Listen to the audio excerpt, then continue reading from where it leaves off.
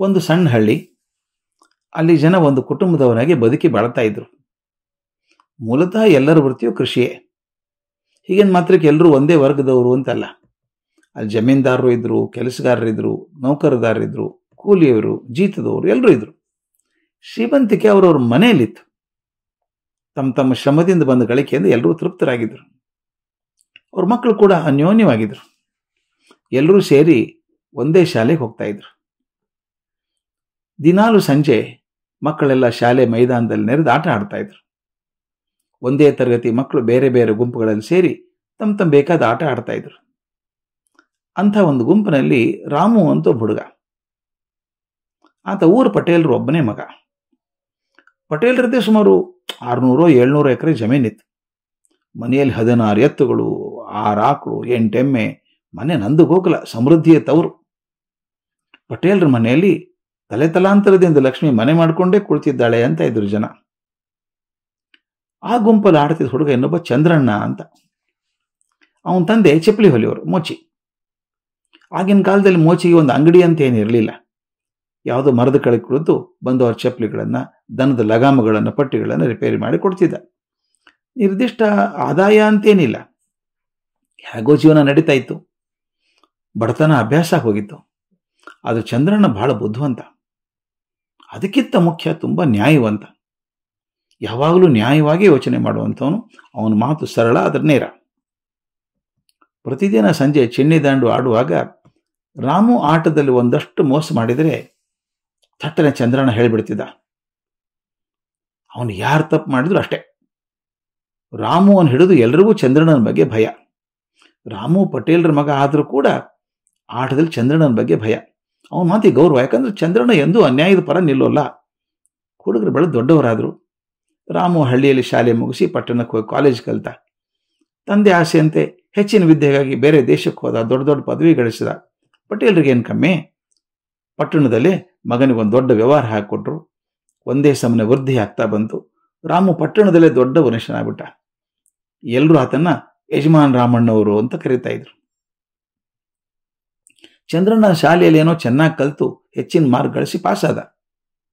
ಆದರೆ ಪಟ್ಟಣದ ಕಾಲೇಜಿಗೆ ಕಳಿಸೋದಕ್ಕೆ ಅವ್ರ ತಂದೆಗೆ ಹೇಗೆ ಸಾಧ್ಯ? ಚಂದ್ರಣ್ಣ ಅಲ್ಲೇ ಶಿಕ್ಷಕರ ತರಬೇತಿ ಮುಗಿಸ್ಕೊಂಡು ಊರು ಶಾಲೆಯಲ್ಲಿ ಪ್ರಾಥಮಿಕ ಶಾಲೆ ಶಿಕ್ಷಕನಾಗಿದ್ದ. ಅವನ ಬಾಳ ಸಂಗಾತಿಯಾಗಿದ್ದಂಥ ಬಡತನ ಹಾಗೆ ಮುಂದೆ ಕೈ ಹಿಡಿದು ಮುನ್ನಡೆಸಿತು. ಹನಿ ಜೀವನ, ಕಷ್ಟ ಜೀವನ ಪಾಪ. ಆದರೆ ಅವನು ಎಂದೂ ಕೊರಗಲಿಲ್ಲ. ಒಂದು ಬಾರಿ ರಾಮು ಹಳ್ಳಿಗೆ ಬಂದ. ಅವನೊಂದು ಆಲೋಚನೆ ಬಂತು. ತಾನು ಶಾಲೆಯಲ್ಲಿ ಕಲಿತಿರ್ಬೇಕಾದ್ರೆ ತನ್ನ ಜೊತೆಗೆ ಆಟಕ್ಕೆ ಬರ್ತಿದ್ದರಲ್ಲ ಸ್ನೇಹಿತರೆಲ್ಲ, ಅವ್ರನ್ನೆಲ್ಲ ಸೇರಿಸ್ಬೇಕು. ಮತ್ತೊಮ್ಮೆ ಅವರೊಂದಿಗೆ ಆಟ ಆಡಿ ಸಂಭ್ರಮದ ಊಟ ಮಾಡಬೇಕು. ಕಷ್ಟಪಟ್ಟು ಬಹಳ ಜನರ ಪತ್ತೆ ಹಚ್ಚಿದ. ಅವರೆಲ್ಲ ಆ ಕಡೆ ಈ ಕಡೆ ಚದುರಿ ಹೋಗಿದ್ದಾರೆ ಜೀವನಕ್ಕೆ. ಒಂದು ನಿರ್ದಿಷ್ಟವಾದ ಜನ ಸ್ನೇಹಿತರೆಲ್ಲ 20 ವರ್ಷಗಳ ನಂತರ ಶಾಲೆ ಅಂಗಳಕ್ಕೆ ಬಂದರು. ಮತ್ತೆ ಚಿನ್ನಿದಾಂಡುವಿನ ಆಟ ಪ್ರಾರಂಭ ಆಯಿತು.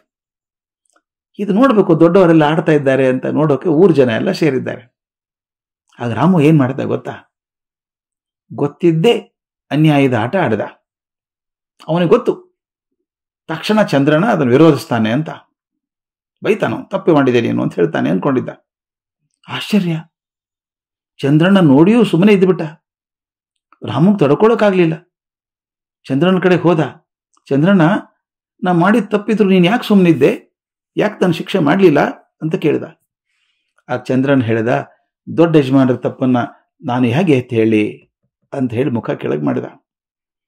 ನನಗೆ ಈ ಘಟನೆ ಬಹಳ ಚುಚ್ಚುತ್ತೆ ಸ್ನೇಹಿತರೆ. ನನಗಾದದ್ದಿದು. ನಾನು ಸಣ್ಣ ಊರಲ್ಲಿ ಬೆಳೆದವನು. ನನ್ನ ಜೊತೆಗೆ ಮಲ್ಲಣ್ಣ ಅಂತ ಬೈದ, ಒಕ್ಕಲ್ತನ ಮಾಡೋನು. ನಾವು ರಜೆಗಷ್ಟೇ ಊರಿಗೆ ಹೋಗೋರು ಹಳ್ಳಿಗೆ. ಈಸ್ಬೇಕು ಅಂತ ಆಸೆ. ನಾನು ಕರ್ಕೊಂಡು ಈಸ್ ಕಲಿಸಿದವನು. ಅದ್ಭುತ ಈಸುಗಾರ. ಅವನು ಹಾಡು ಎಷ್ಟು ಚಂದ ಹಾಡು. ನಾನು ಶಾಲೆ ಕಲಿತು ಏನೋ ಮಾಡಿ ಒಂದು ಹಂತಸ್ತಿ ಬಂದೆ. ನಾನು ಊರಿಗೆ ಹೋದಾಗ ಒಂದ್ಸಲ ಮಲ್ಲಣ್ಣ ಬಂದಿದ್ದ.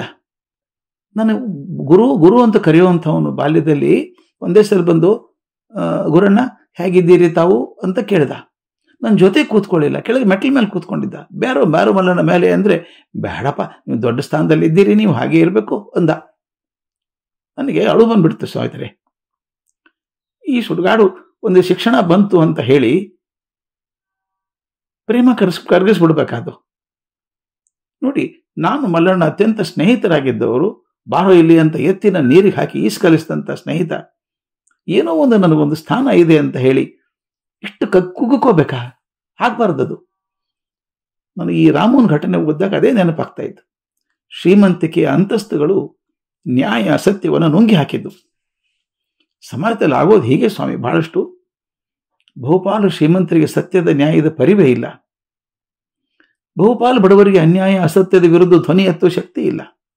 ಈ ನ್ಯಾಯಪರತೆ ಹಣಕಾಸಿಗೆ ಹೇಗೆ ಸಂಬಂಧ ಬರುತ್ತೆ? ಒಂದು ಸಲ ನಾನು ಹಣದಲ್ಲಿ ಹಿಂದೆ ಬಿದ್ದು ಬಿಟ್ರೆ, ಬಡವನಾಗಿದ್ದರೆ, ದೊಡ್ಡವರು ತಪ್ಪು ಮಾಡಿದಾಗ ತಪ್ಪು ಅಂತ ಹೇಳೋದು ಧೈರ್ಯವನ್ನು ಕಳ್ಕೊಂಡ್ಬಿಡ್ತೇವ? ಇದಾಗಬಾರ್ದು. ಶಿಕ್ಷಣದ ವ್ಯವಸ್ಥೆ ಬದಲಾಗಬೇಕು. ಮಗು ಯಾವುದೇ ಸ್ಥಾನದಲ್ಲಿರಲಿ ನ್ಯಾಯವೇ ಆಗಿರಬೇಕು, ಅನ್ಯಾಯವನ್ನು ಪ್ರತಿಭಟಿಸಬೇಕು ಅನ್ನುವಂಥ ಮಾತನ್ನ ನಾವು ಮಕ್ಕಳಲ್ಲಿ ಕಲಿಸಿ ಗಟ್ಟಿಯಾಗಿ ಮನಸ್ಸಲ್ಲಿ ಉಳಿಸಿದರೆ ಮಾತ್ರ ಪರಿಸ್ಥಿತಿ ಸುಧಾರಿಸುತ್ತೆ ಅಂತ ಅನಿಸುತ್ತೆ.